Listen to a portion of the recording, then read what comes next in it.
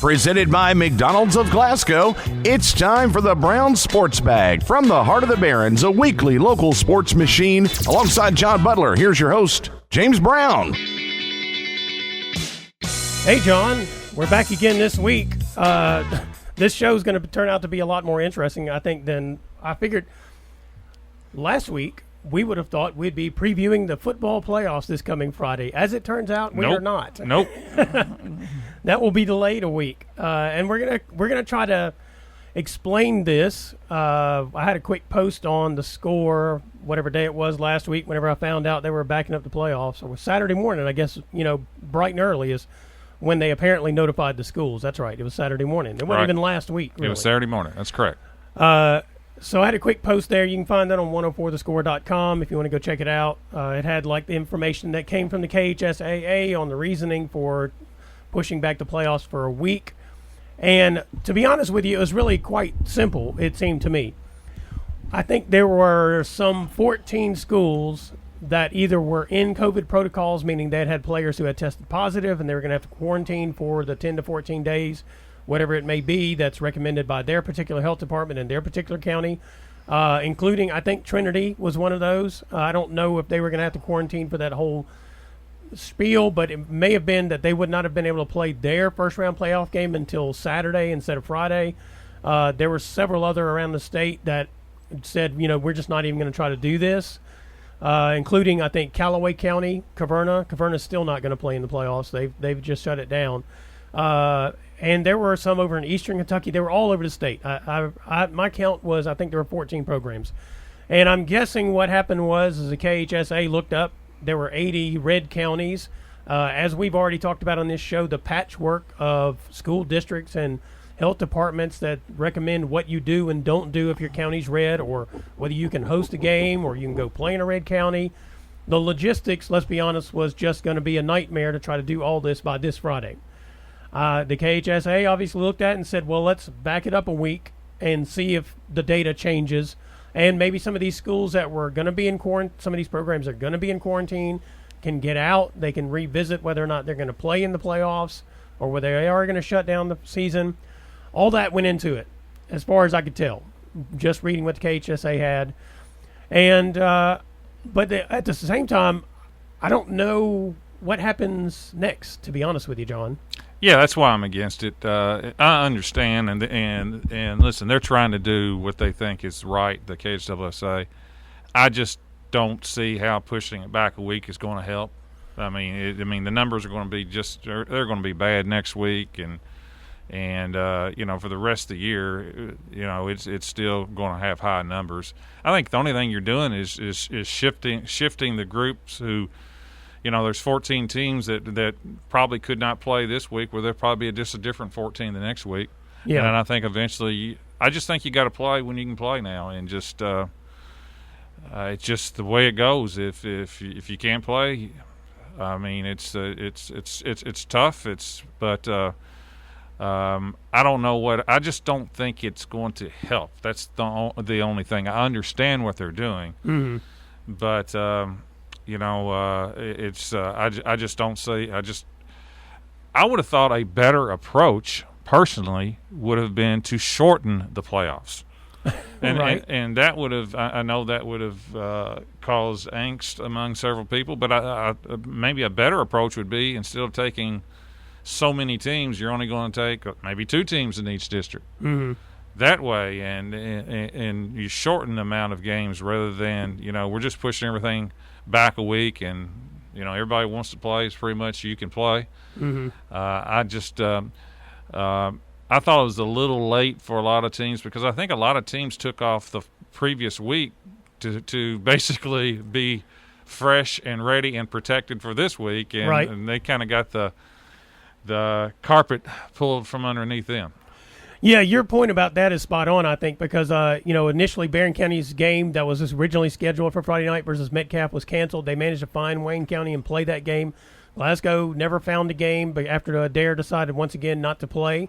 As I said, Caverna was done. There were 40-some-odd games that were canceled for Friday night, and I talked to a couple of people who said They just really didn't believe some of these teams wanted to play this past Friday because of what you just said. Yep. They wanted to get that extra week, hopefully get through anything they had going on, and get on to the playoffs.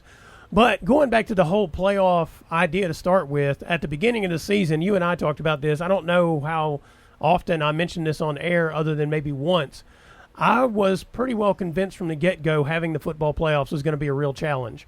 I really thought the best way to go about the season was to just let teams play how many ever games they could play, and when it was done, be done, because we knew if anybody pays attention to science or how these viruses typically work, as it cooled off and people went indoors, we were going to have rising number of cases. And it seemed like that was pretty self-evident from what we had seen in other circumstances. And so I was like, if we want to play a football season, play a football season. You want to play a soccer season, whatever, play it. If some team, if they decide to play 10 games or 12 or 14 or 5 or 2 or whatever, just let them play the games. Let's not try to even do the playoffs, because there was going to be, in the end, no equitable way to really play these playoffs without probably some folks feeling like got their feelings hurt, either because they're not going to get to play, or they were able to play at the time you're supposed to start, but they won't be able to next week, John. Well, I mean, that's one way to look at it, or the other way to look at it is, listen, we're giving you the opportunity to play. If you can play, you'll play. If you can't, you can't. Yeah. And that's kind of I got a phone that's going off in here, but other than that, I mean, I still think the worst thing you can do is to cancel the season or even the playoffs. Yeah. I saw what happened in the spring, and I'm convinced that's I think you got to give young kids opportunities. Well, and if it means nobody else comes to the game, yeah, let them play. And I think we've come too far. And I've said all along that I am a big mask person, big mask and social distance person as much as you can. I'm a strong believer.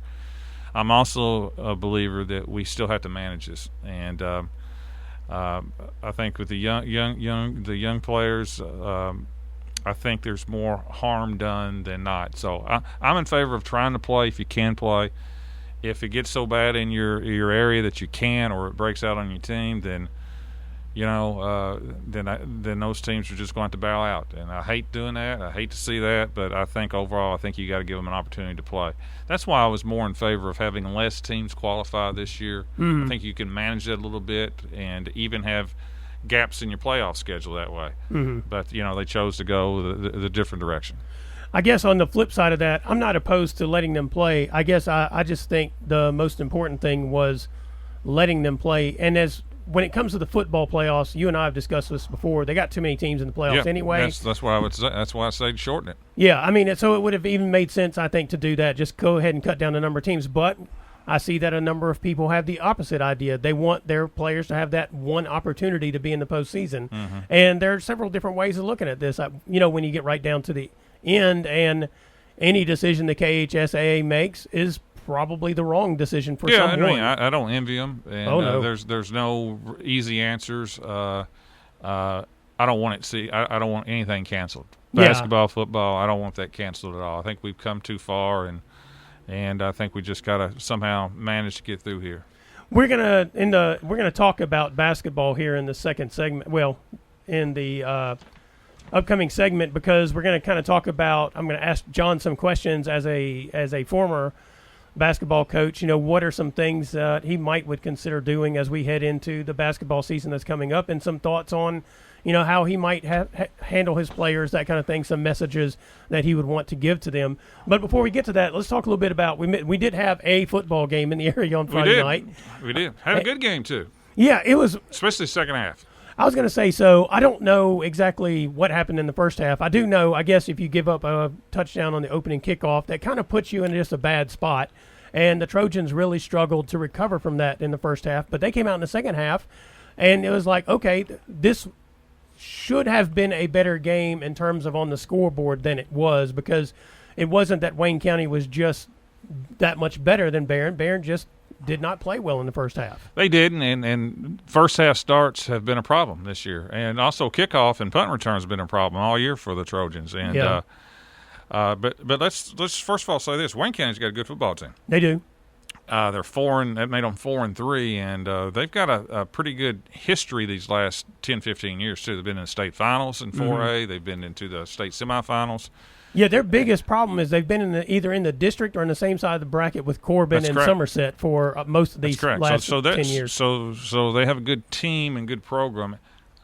I thought they had the best back that I've seen all year, and I know the kid from North Hardin, the right kid, is going to UK, has got more recognition. But this Braden Sloan is as good of a back I've seen in a long time. Yeah. I mean, he's already got close to 2,000 yards this year, 25 touchdowns, and he had close to, I think he had 200 yards and 4 touchdowns against Barron. And he's not blazing fast, but he is quick in terms of burst and things like that, has great patience, and then he is a really, really good player. And it was 21-0 at halftime, and we just and one was a kickoff return. And I thought overall defensively we did a good job on Sloan the first half, but offensively we didn't get hardly anything done. Right. And what I was proud of on the Barron side in the second half, I said on the radio, I was calling the game, I said coming out of halftime, we have to do something positive this half, or at least feel like, make you feel better, give us a little confidence going into the playoffs. And I thought we did a good job the second half. I thought Jamison Bowie had another good game, threw for, I think, 3 touchdowns. I thought Ryan Shirley ran the ball real well, had like 75 yards and so forth. So I thought you could take a lot out of that. But this Braden Sloan, and their quarterback was good too. Yeah. Wayne County is a really good team. Mm-hmm. You mentioned the Sloan and his running. I tell you one thing I noticed. There were 2 things I noticed when he ran the football. The first one was, I'm about to commit a blasphemous comparison, but in the strangest sort of way, he reminded me of Eric Dickerson down on the field. Not because of anything specific, but because he's fast enough, and he was also pretty big. Like, he was bigger than he probably looked when you're sitting in the press box. Yeah, he's 6 foot, 6'1". Yeah, I mean, so he was a fast kid. He doesn't run straight up in the air like no, Dickerson. he doesn't. But here was the thing that I thought about the Eric Dickerson thing. Sometimes when he had hit the corner, he wasn't. You thought he was going full speed, but then he had another gear he would accelerate toward, and that was the part that kind of made me think about just the physical tools there. Right. He's a really good football player. I know Eastern's recruiting him and things in schools of that stature. Yeah. But I tell you what, looks like to me you could play at Western. I just was extremely impressed, and it wasn't just against us. I mean, he's had close to 5,000 yards in his career. Yeah. And close to 80 touchdowns. I think he's over 80. Mm-hmm. I was really, really impressed with him, and I was impressed with the Trojans the second half. The first half we were looked like we'd come off a week layoff. And listen, it's hard to coach this year. I mean, I don't. Yeah. It's hard for me to criticize any football, basketball, volleyball, any coach this year because it's difficult to trying to navigate your way through COVID and players missing and layoffs and if I'm going to play and who I'm going to play. I mean, if you're into structure and organization and you want to control things as a coach, this has to be a nightmare. Yeah. I was going to tell you one other thing that actually impressed me about Sloan. Whenever somebody tackled him, he told him good tackle. Really? Yeah. Well, that's good. That's nice. I was pretty impressed by that. Goes one when he thought he was going to get around Jamarcus Miley, and he managed to get a good tackle on him on the edge. He didn't get by him. And he told him it was a good tackle, man. So he didn't. So he wasn't into taunting and making fun of people. No, I was. To be honest with you, I was overall impressed by the demeanor of both teams in that game. It was a pretty cordial football game. We need more of that. That's yes, good. we do. That's great. I thought both teams were very, complimentary of the other team and helped each other up. It was pretty interesting. There was no unsportsmanlike conduct calls, no personal fouls or anything like that. Yeah. So it was looking back on it, it was played clean in that sense. It was. So it was an excellent game in a lot of ways. Not excellent in all ways for the Trojans, but just for a final game of the regular season, I thought it was a really good game to end the regular season. Yeah, and an opponent I haven't seen play, too. It's kind of neat to watch them. Yep. Real quick, though, the playoffs now will start next Friday. What is that, the 19th, 20th? As of right now. Yeah, November. They can be played the 19th, 20th, or 21st, Thursday through Saturday. Right. Barron will be at North Hardin. Yeah, lost the RPI battle right there. We're tied with Meade and Central Hardin. We beat Central Hardin, but Meade beat us, and Central Hardin beat Meade, so it's a three-way tie. But our RPI has slipped behind Central and Meade, and it's so the tiebreaker in football this year is the RPI. Right. And then Glasgow will host Adair County, maybe. Maybe. They've tried to play them twice this year. It just depends on what Adair – listen, I think there's going to be more teams than people think that are just going to bow out. Uh-huh. And is it COVID? Partly COVID and partly, when you got COVID issues and you don't have much of a chance to win – yeah, I think you combine both of those, and I just think you're going to have teams that are going to bow out. I also wonder, and I wondered about this before the season started, what the numbers look like for some of these teams. I've not seen some of them. For the most part, everything looks okay, but I imagine as the season wears on, there's probably some issues, not just – because you're going to have your regular injuries. You may have parents who decide during the course of the season, we're done with this. Yep. Who knows? Players may decide that. Just keeping kids interested. Yeah, and as you mentioned, stop and go. And now listen, for the Trinities and for the Glasgows and for Corbins and teams that are competing at a high level in their class, they're going to do everything they can to play. Mm-hmm. But when you're dealing with teams that may not have that same success or have had a poor season, maybe their numbers are down. I think they're in a different category. Yeah. So with that said, I would circle any game that's scheduled to be played next week in the playoffs and put an asterisk next to it to remind yourself to double check that game is being played. Yeah, and what's going to be interesting to see is if a team that's one of the favorites to win, what happens if they have to forfeit? That's tough. Well, I mentioned Trinity off the top here. I'm not really a conspiracy theorist. But Trinity was going to be able to play. They're all in quarantine. They would have gotten one practice in. Yes. But they were going to be able to play. They were going to be able to play, but now Trinity, I'm not going to tell Coach Beatty how to coach. He's a great coach. But Trinity should not get caught in this situation the rest of the year. They've got close to 150 kids. He needs to separate them. We'll have two teams ready to go. Where if somebody on one team gets it, I would have my second string quarterback separate from my first string, and he's got enough kids where he should be able to play regardless, I would think. Well, it did leave the question of what group of players did the infection break out in, because it's a lot of times when you see these with the teams like offensive line or skill players, because they're the ones lumped together, and it did lead the question for me to say how many did he have. Well, it depends on how the school wants to do it too. Exactly, and the school may say if one person has it and they're all at the same practice, we're shutting down. Yeah. Other schools may want to look at it per position and blah blah blah. Yeah, and that kind of goes back. We have a patchwork of how to deal with this across the state, and that's part of what some of the issues are. Randomness of it seems to be. That's right. All right, it's Brown Sports Bag brought to you by McDonald's of Glasgow. We'll be right back. Presented by McDonald's of Glasgow, it's back to the studio with James and John, the Brown Sports Bag. Well, John, the WKU Hilltoppers are – oh, boy. They're pretty much just snake bit, and it doesn't – I don't know what the deal is. Look, they threw the ball 39 times. They gave the ball to, Gage Walker 17 times. It's just obvious that their passing game is just not very good. Well, they lost, right? 10-6. Yes. Yeah. That's probably not the only thing that's not very good on their offense, but – they can't score. That's just the bottom line, and it's been a consistent theme throughout the year. Now, listen, they've faced good teams this year. Yeah. Some of those losses, looking back on them, are not as bad as they seemed at first. Right. Whether it's Liberty, who's undefeated, Brigham Young's undefeated. Mm-hmm. So some of their losses were not bad, but the consistent theme throughout is the inability to score and to make.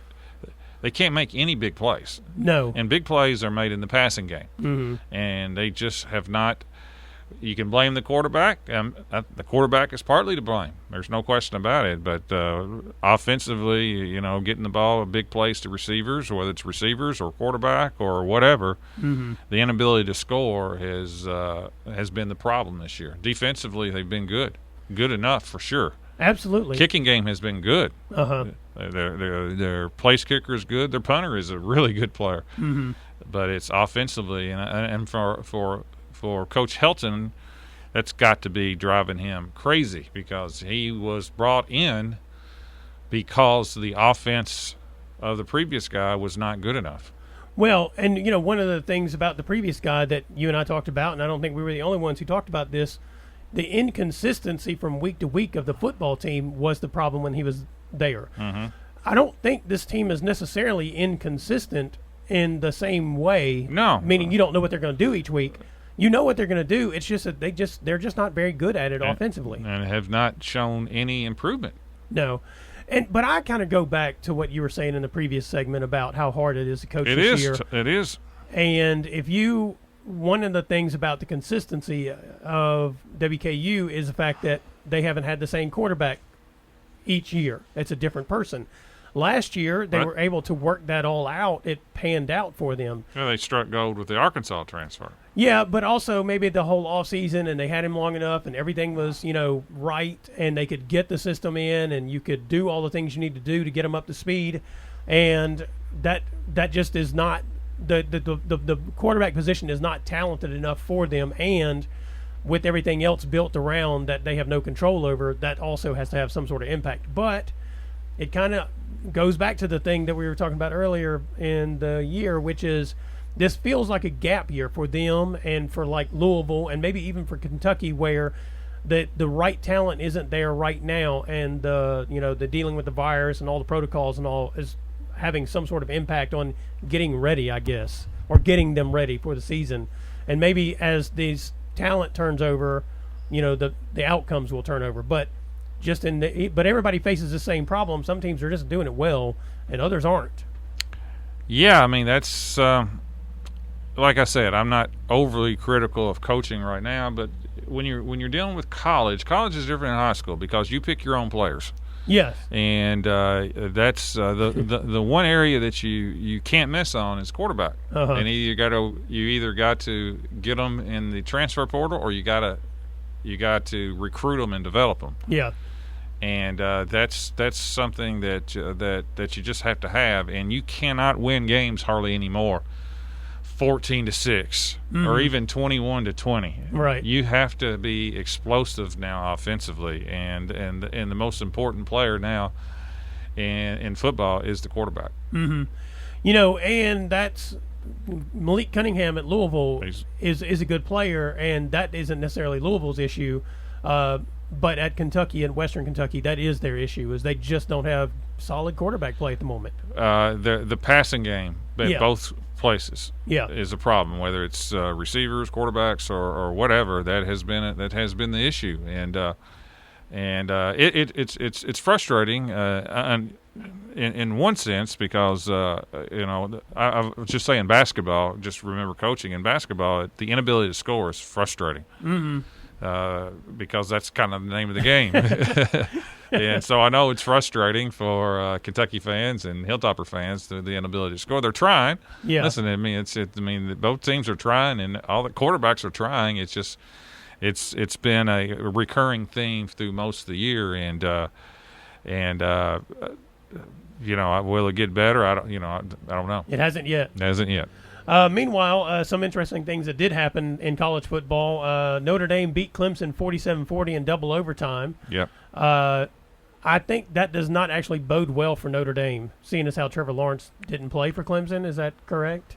He did not play, but their backup quarterback was really good. Yeah. I mean, very, very good. I thought that was the best Notre Dame has played. I was not real impressed with Notre Dame against Louisville and so forth, but that's fair enough. They rose to the occasion. It's the best I've seen their quarterback play, and I think Clemson's better because not only did they not have Trevor Lawrence, they had several key defensive players out. They had more issues than Notre Dame, but I'm going to give Notre Dame credit. That's still knocking off Clemson is still it's a big win, and they got to stop when they had to at the end. That's a good point.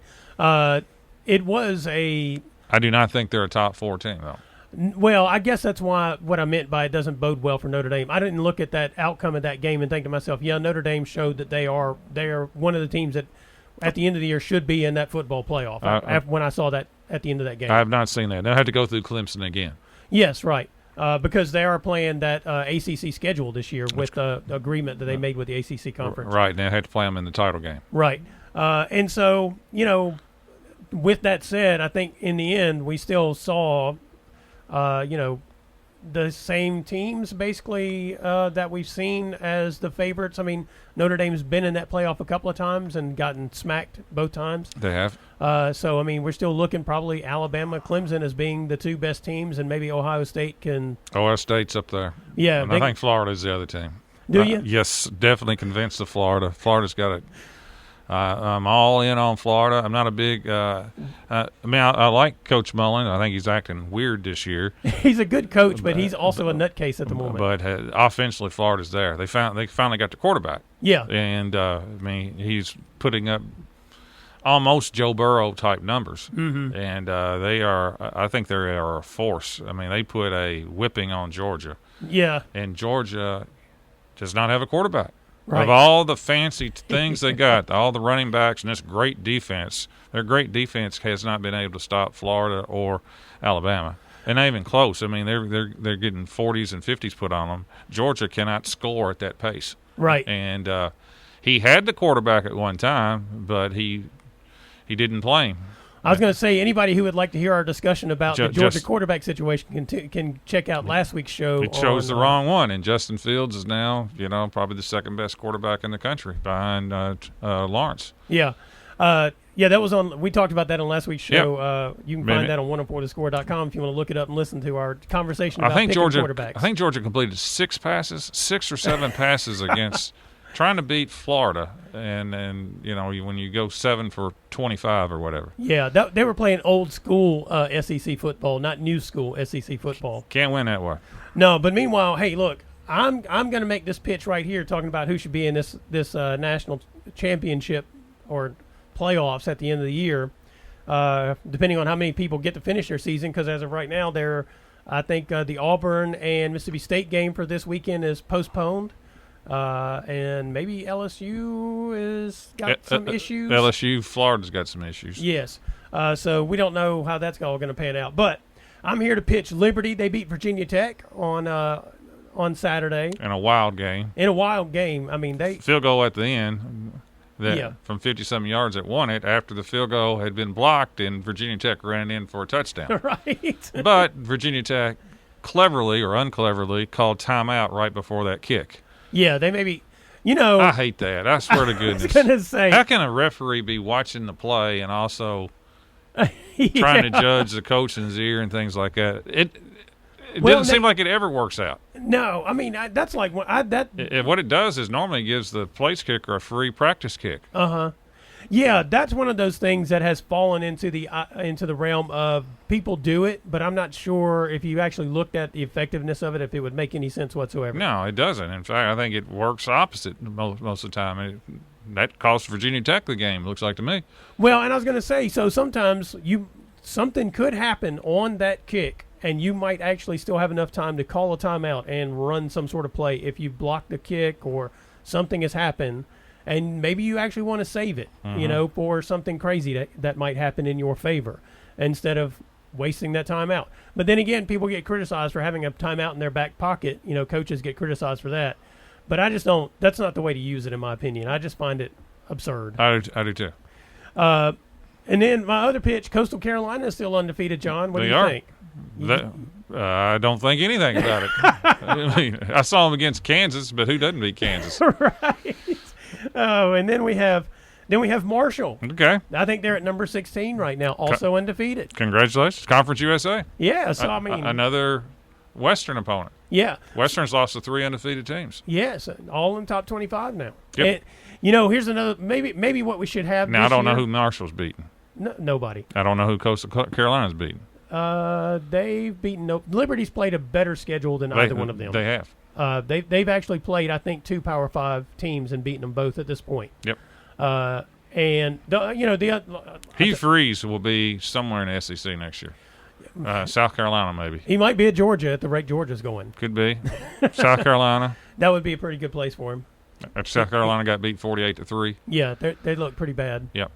I was going to say maybe what they should do this year is have 2 playoffs. They should have the 4 that they usually put in from the Power 5 conferences and or Notre Dame, and they should have another one they do this year where they take these secondary programs that nobody's ever actually heard of and didn't know they played college football and have a playoff for them, whether, if they have 1 loss or they're undefeated. I thought there was a consideration of it, at least expanding it to 8. Yeah. Where it gives some of these other teams a chance, but these teams still wouldn't get in even if it was expanded to 8. Probably not. All right, this is Brown Sports Bag brought to you by McDonald's of Glasgow. We'll be right back. Presented by McDonald's of Glasgow, it's back to the studio with James and John, the Brown Sports Bag.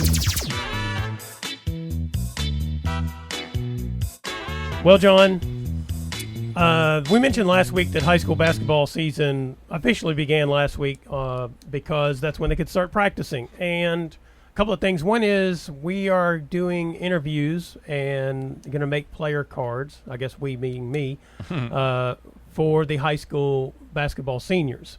And you'll be able, in a couple of weeks or 3 or so, you'll be able to find those on 104thescore.com.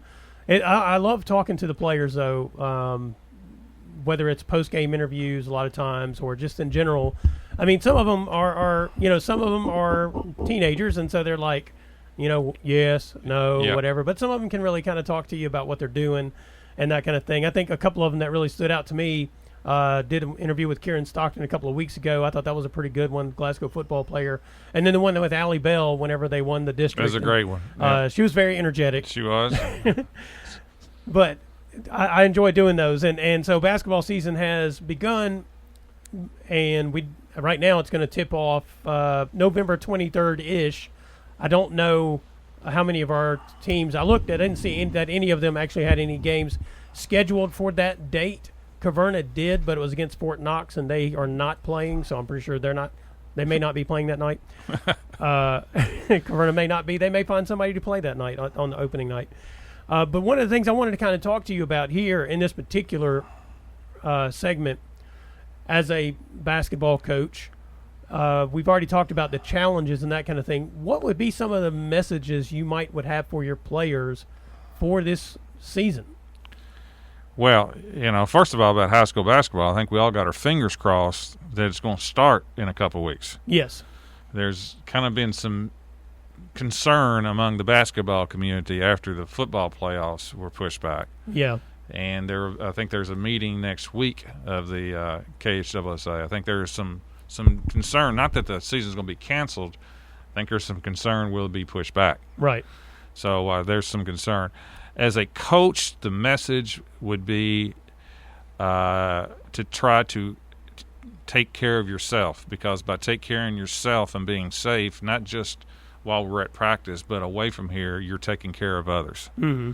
Because the ability for a team to play this year is going to depend on, in many ways, how healthy your team is going to be. Right. Because if your team, if somebody gets basically infected, then your whole team is down for a while, for quarantine sakes and so forth. It's unlike football, where you're outside and you got 50 or 60 people, and maybe your defensive backs have not been in contact with an offensive lineman.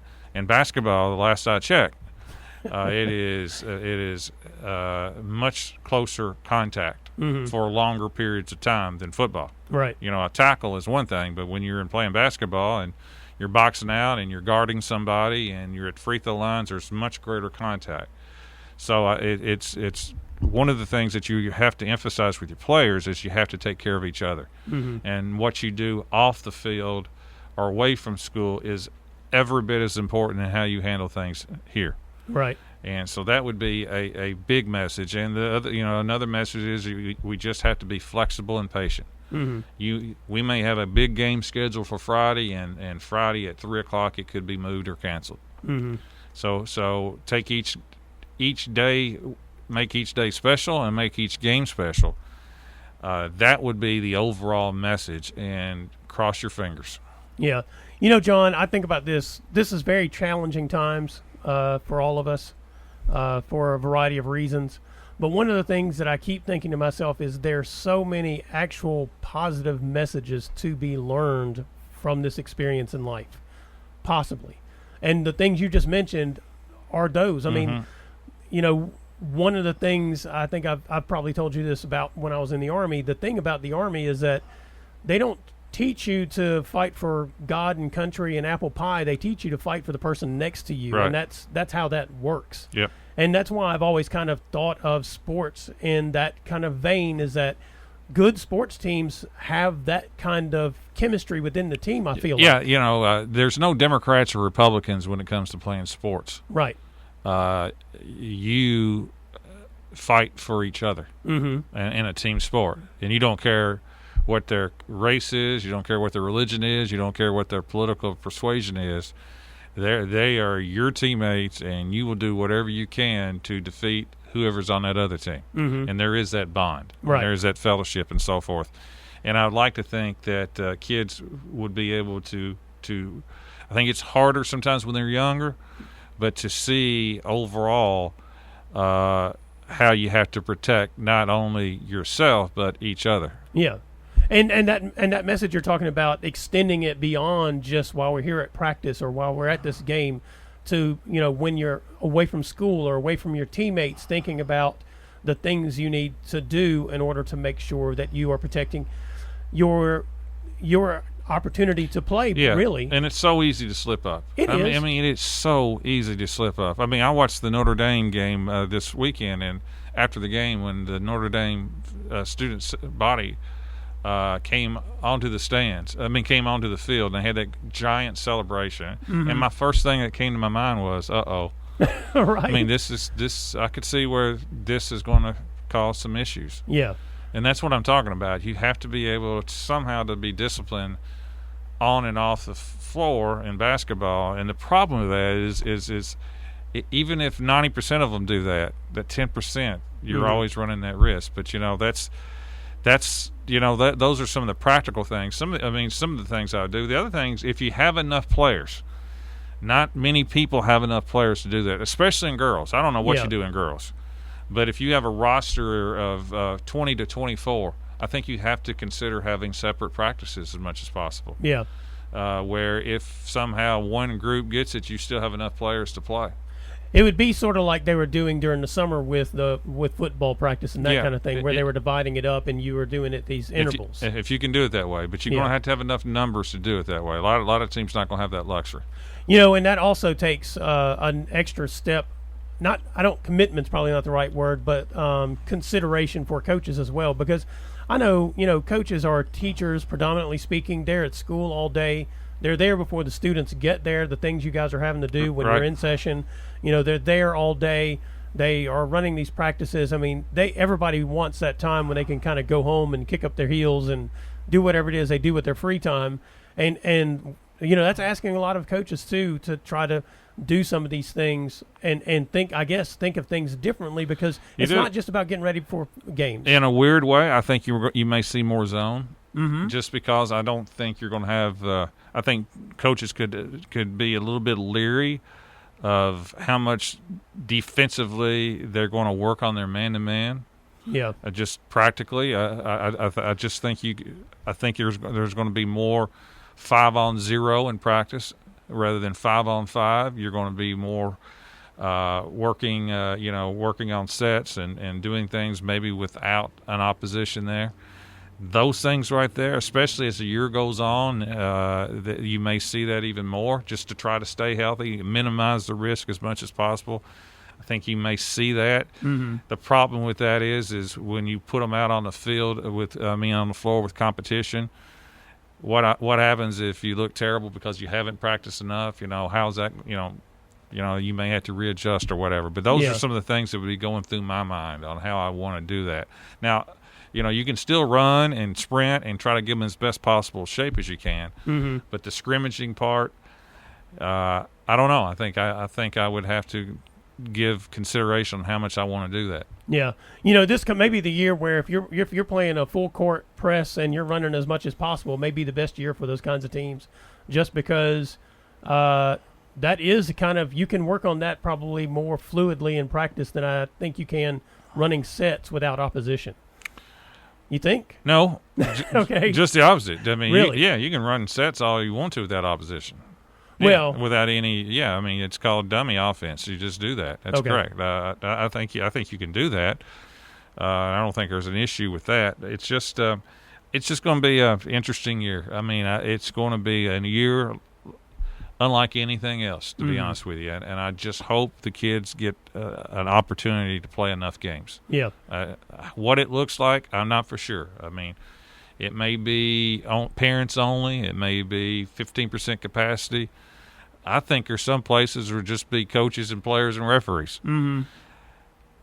I like all that better than not playing. Yeah, I do. I'm sure there will be some pretty severe restrictions just based on the literature of indoor transmission of the virus, and people better be prepared for that. Yeah. And schools are providing lots of ways, not just us on the radio covering things or on the score, but schools are providing lots of ways for people to be able to see the games or get info from the games or hear the games, that kind of thing. And there's a lot of effort going into that to make sure that people don't miss them even if they can't be there. Real quick, let's talk about college basketball because they put out the preseason poll today. AP did. Gonzaga was number 1. Kentucky is number 10, and Louisville is not ranked. Got some votes. Okay. I was a little surprised that Louisville was not ranked. I don't know. I mean, he's free. I don't know how anybody knows anything. I mean, well, especially this year, right? I mean, Kentucky's got a great class coming in, so that makes sense. Duke is number 9. I mean, I'm sure they'll be around. Louisville, David Johnson is back. He's really good, but they lost one of their best players in Malik Williams. Broke his foot. Yeah. So, he's one of their better players. So, I mean, who knows? I mean, it's I don't even know why they do it. To be perfectly honest with you, I mean, Gonzaga number 1. Okay, sure. I don't. They've been good, but they haven't won a national title. I don't know who they have. I mean, that's part of the problem is anymore with everybody staying a year and leaving or whatever. It's kind of hard to figure out who's good. I think Western should be in top 25. Yeah, there's some speculation on that because Charles Bassey, who was originally going to go to the NBA after he did his knee surgery and all, he's back. Yeah, they got 4 starters back. Yeah, I mean, the last couple of years, the projections have been high on them, and they probably haven't quite gotten there. Part of it last year was due to the injury to Bassey. Mm-hmm. But maybe this is what happens. Nobody pays attention. And point guard play is Point guard play, yes. And their point guards are back this year. Yep. They got the Lipscomb transfer. He's ready to go finally. Yep. And Hollingsworth can play there. And then they got the freshman out of Connor, who's really good. I think they've probably got that problem solved. Yeah, and so maybe it works out for them, though, that nobody has any expectations for them. And having an experienced team, I think, is a big plus. Oh, yeah. And WKU checks all those boxes. Yeah, I agree with you 100% there. One last thing on the Conference USA. We mentioned last week it was going to be Thursday, Saturday. They voted they're going to do Friday, Saturday games in one location. It's fine. I have no problem with that. Yeah, so, I mean, probably even better. Just get in, get out, and come home. Yep. All right, this is Brown Sports Bag brought to you by McDonald's in Glasgow. We'll be right back. Presented by McDonald's of Glasgow, it's back to the studio with James and John, the Brown Sports Bag. Well, John, we saw an interesting game. If you say interesting is just the general outcome Sunday night. The Saints beat the Bucks like they stole something from them. I mean, it was an impressive win. 38-3. Yes. And it was domination. Yeah, the Saints had 21 points before the Bucks had their first down. Well, impressive. I mean, it was I sit there and I was kind of stunned. I'm not a big Bruce Arians fan, the head coach of Tampa. Right. He just seems to run more or less a loose ship a little bit to me. Mm-hmm. They only ran it 5 times the entire game, and one of those was the Tampa took a knee to end the game. Right. I mean, that's an embarrassment. You're like, okay, we've had enough. We're just going to knee this one out. Well, 4 is the lowest in NFL history. Yeah. So, and I know they got behind, but that's just – and I don't like the Antonio Brown signing because I think you can have too many receivers. Mm-hmm. And I think what happens when you have too many receivers is that especially really good ones who've had success in the past, it's hard to keep harmony because now you're starting to force it to people rather than I'm just throwing it to the open person. I know Brady didn't have to. He's had 6 championship, Super Bowls, and he's the best of, one of the best players of all time. But I think there's subtle pressure to make people happy. Mm-hmm. And I'm not saying Antonio Brown shouldn't be re-signed. I just don't like it in Tampa because they've got too many other ones. Now they'll get better. I mean, it was the first game with him. Yeah. They'll have to work this out over time. But I will remain consistent. I just think maybe they've got too many receivers to make happy. And now maybe if two of them get hurt, and then it'd be back to where they got just enough. There's no saying you can't have too many good players. Well, I don't know about that. You might be able to have too many good players who all have the same expectation of getting the ball. Right. And I don't know what Rob Gronkowski's expectation is, but I think Brady, did he throw 3 interceptions in the game? Yeah. And 2 of them were ones where I thought he tried to throw it to Gronkowski, and one of them was a desperation throw, and the other one I think was in the end zone.